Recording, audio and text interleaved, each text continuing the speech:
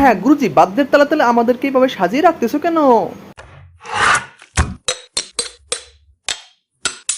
হ্যাঁ গুরুজি, তুমি যাকে পাচ্ছ তাকে আমার মধ্যে ঢেলে দিচ্ছ। তুমি শেষ পর্যন্ত ডিমও ঢেলে দিলে। তুমি কি তৈরি করবে বলো তো?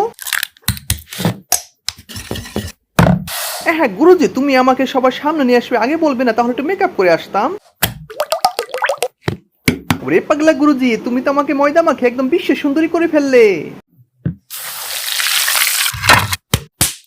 আরে গুরুজি, কথা নেই বার্তা নেই, তুমি আমার পেটে এভাবে ছুরি চালিয়ে দিলে কেন?